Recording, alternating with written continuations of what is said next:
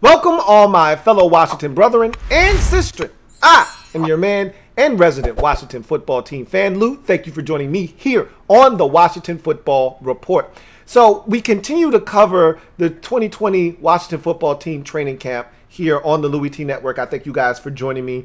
Want to clean up some things from yesterday. Let's start there because the Washington football team made a move at the receiver position, releasing wide receiver Darvin Kidsy. He had been trying to make this football team for the last 3 years, was unsuccessful the last two, and he had a shot this year. I told you I didn't think he was really in the mix, and they cut him. I don't know if he got injured or if they just decided to move on or whatever the case may be, but Darvin Kidsy was cut. They brought on Troy Brown to take his spot. Again, he's not going to make the football team either, but they needed another camp body, so that transaction did take place.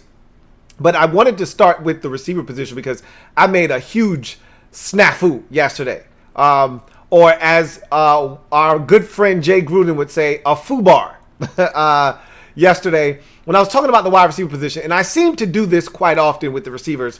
I purposefully put my drink down because I wanted to sit and meticulously think about all the receivers so I didn't leave one out. Because before, when I had done this, I left Cam Sims out. So I made sure I didn't leave Cam Sims out the last time, but then I left AGG out. So it's 7 wide receivers for what I deem to be 5 spots, possibly 6 spots. All right. I said that there were 4 spots spoken for, and I couldn't remember who the 4th guy was, and then I threw Cam Sims in there. He's not the guy that's a lock to me. I think he's going to make this football team, though. But quickly to go over the receiver position, because it feels like we've done this a million times. I just keep effing it up. So I'm going to make sure I get this right this time quickly, and then we'll move forward. The receiver position, 7 receivers. Terry McLaurin, both Sims, Steven and Cam. You have Dontrell Inman, you have AGG, you have Trey Quinn, and you have Isaiah Wright. Those are your 7 receivers vying for either 5 or 6 spots. Okay, if it's 5 spots, it's going to probably more likely than not look like this. I think it's going to be Terry McLaurin, Steven Sims, AGG, Dontrell Inman, and Cam Sims. Those are your 5 receivers that I think are going to make the football team if they're only keeping 5. If they're keeping 6, I told you I think it's Trey Quinn that gets that final spot over Isaiah Wright. Even though they love Isaiah Wright on special teams, Trey Quinn is no slouch on special teams himself, and he's got veteran experience. He's played in the league, something that Rivera values. We talked about that yesterday, so I just wanted to reiterate that. And I'll take it a step further today, something I haven't told you. I think if they keep 6, that means they're only keeping 4 running backs. So I think those two go hand in hand. I think there's a direct correlation there. If they're keeping 5 backs, which I've been adamant this entire time, but now I'm hearing that they're kind of a little lukewarm on Bryce Love in terms of keeping him on the roster, I still surmise that they're keeping 5 backs. I'm not moving off of that spot until otherwise notified.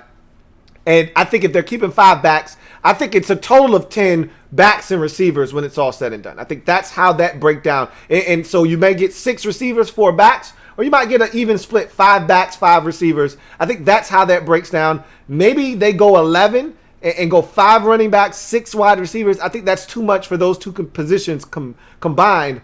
But I could be wrong. They could go with 5 running backs and 6 wide receivers. I think they're going with 5 wide outs right now, and I think the odd man out or men out would be Quinn and Isaiah Wright in that case. If they go 6 wide outs, I think then Isaiah Wright is the man left without a seat at the wide receiver table. So I just wanted to clarify that. We all know the 4 locks, which are Terry McLaurin, Steven Sims, Dontrell Inman, and AGG. Those 4 are definitely making the football team. And I think Cam Sims has pretty much stamped his roster spot and punched his ticket to make this team this year as well. So I really feel like the receiver position is all but spoken for at this point. Now, if they're keeping 6, there's a competition to be had there between Trey Quinn and Isaiah Wright. I think Trey Quinn is the winner there. So that is to be continued. We'll have a full roster breakdown and a projection on Thursday night, however. But I also wanted to throw this caveat out. I did a video on the Jacksonville Jaguars trading Yannick Ngakoue to Minnesota in exchange for a second-round pick in 2021 and a conditional fifth-round pick in 2022. I know most of you could care less about that transaction. However, it could indirectly impact this football team, because that trade put the Vikings in a position where they're going to have to pay Yannick Ngakoue. They're up against it cap-wise, and they're going to have to approach a veteran or two about restructuring their deal, taking a pay cut potentially. The first guy on the list is Reiff, their starting left tackle. Now, if you remember that name and recall it, it may sound familiar to you, because when we were talking Trent Williams and potentially moving him to Minnesota, that's the name that came up as a guy that we would want in return, in addition to draft picks. The deal never came to fruition. It fell through, and Reiff would have been the guy that we would have probably gotten in return, along with some draft capital, had that deal with Minnesota gone through, but it didn't. But Reiff is a guy that has already told his teammates that he isn't taking a pay cut. And if the Vikings approach him, and they already have, and he's pretty much drawn a line in the sand and said, look, either you cut me or you pay me my money, but I'm not taking a pay cut. And if that is in fact the case and they do cut him, he will become a free agent. And I'm not saying that this is a definite that the Washington football team will be interested, but he is definitely a name worth noting and keeping tabs on, because if he is released, if the Vikings can't come to some kind of agreement with him and he is cut, he will be a hot commodity, because this time of the year, guys of his caliber, and this is their starting left tackle, not saying that he's a world beater either, but a guy of his caliber generally isn't available this time of the year. So that's something to keep note of. Not to say that we necessarily need a left tackle, because they feel like Jaron Christian has performed well enough and earned the right to be the starting left tackle this camp. However, it's what's behind him that scares the team right now. Because of no Saahdiq Charles this camp because of the injury, he's not ready. And I told you as much. I said Saahdiq Charles is a guy that easily could be inactive the first couple of weeks of the season just because he's not ready. And so they are fearful that if anything were to happen to either one of their tackles, they could be in trouble, because Cornelius Lucas has been a bit of a disappointment at camp thus far. He's been uneven at best. I told you the day that they had Veterans Day, when neither of the tackles, Jaron Christian nor Morgan Moses, were out on the field, Cornelius Lucas struggled mightily. I told you that day the offense looked its worst of camp. And to take it a step further, Dwayne Haskins hit the ground that day because Cornelius Lucas was bull rushed into him. So again, they're a little bit nervous about the depth at tackle right now, with Saahdiq Charles not being able to be healthy and show them something to this point. And Cornelius Lucas, he's a guy that right now doesn't make them comfortable as a backup option. So I don't know, Reiff, if he were looking for an opportunity, I don't think he would want to come here, honestly, because he wouldn't be guaranteed a starting spot. Now, at this point of camp, if he gets cut, it's hard for any team to guarantee him a starting spot. You've been working with your five guys up front hard, that we're literally less than 2 weeks away now from the start of the regular season for most teams. It's hard to envision a team getting rid of the guy that's been starting at left tackle for them this entire time and inserting Reiff. It's not like Reiff is Trent Williams or Jason Peters or Tyron Smith or, one of these elite tackles that we've seen in this division. He's Reiff. He's a solid left tackle, but not a guy that you bench your current left tackle to start right away. So just a guy to keep an eye on. Again, I don't know if he wants to come and be somewhere in a backup capacity, which is what he would be here in Washington. But we'll see. Money talks and everything else walks. And if the dollar amount is enough, maybe he would be willing to sign on the dotted line to come here. But that's just something worth noting. All right, let's talk about practice today. It was at FedEx Field. It was the last practice that will be open to the media. So we won't be getting those updates that we've been getting from the likes of J.P. Finley and John Keim and Ben Standig and all of these people that Rhiannon Walker, all of these people that have been really doing a great job. Kyle Stackpost, all these guys have been doing a tremendous job of tallying all this information and disseminating it to us so that we stay in the loop. That's going to be essentially dead now because this was the last practice open to the media. And so it wasn't, like I said, I told you it was going to be a much more subdued practice from the one on Sunday, which was really hyper competitive. It's probably the closest thing that we've gotten to a scrimmage. A lot of teams have had scrimmages. We haven't. I think last on Sunday, that was the closest thing that we're going to get to a scrimmage this camp. I don't think we're actually going to have a scrimmage. If we do, the media will not be present for it. So in any event, no Fuller at practice, no AGG, no Jonathan Allen. Those three sat practice out today. However, the action on the field was solid. Another sharp day for Dwayne Haskins as he continues to grow. He did, however, finish practice off with an interception thrown to Ronald Darby. He was 4 of 4 on that particular drive, trying to get into the end zone, and he made a boo-boo. And Rivera said in his post-practice presser that he just felt like Dwayne was being a little greedy on that particular throw, and Darby made him pay for it.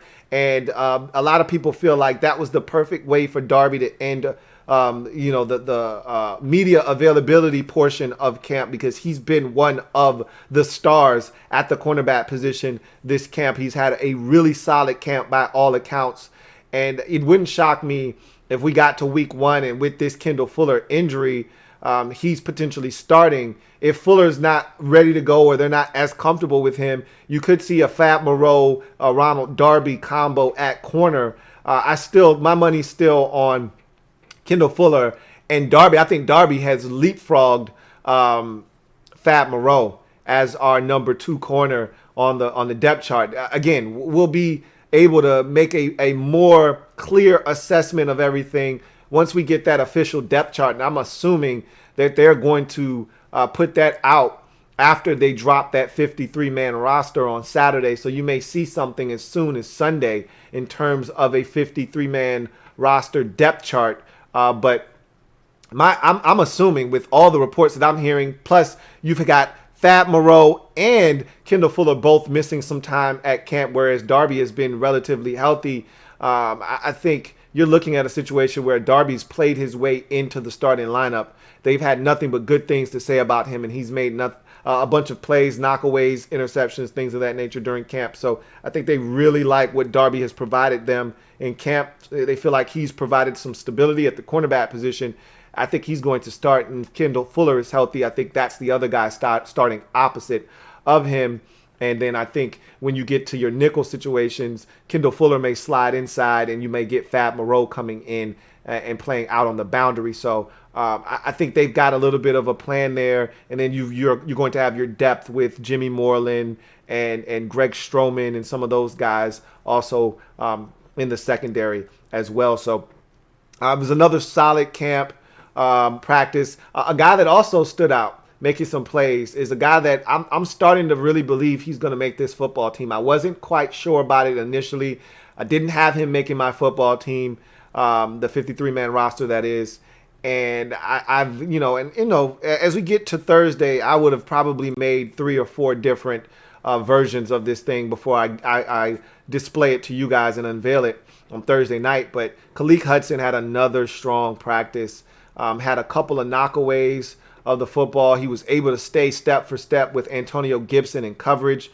He was able to knock the football away from J.D. McKissick in coverage one-on-one. So this is a guy that's showing his athleticism. That's 2 of our more dynamic route runners and pass catchers out of the backfield. And Khaleke Hudson is pretty much in phase step for step with these guys. So that tells you that they're really impressed with what he's been able to do, that he's getting more first-team reps is Khaleke Hudson. So, again, Another guy to keep an eye on. Some of you already had him making the football team. I, however, did not. But I think he is easing and inching his way onto this roster. And I think it's going to be a lot harder to keep a guy that may have the special teams prowess that he has and the athletic ability that he's bringing to the table off of this football team. So that's essentially camp in a nutshell today, as we've closed the book on the final day of August and turn the chapter and the page to September.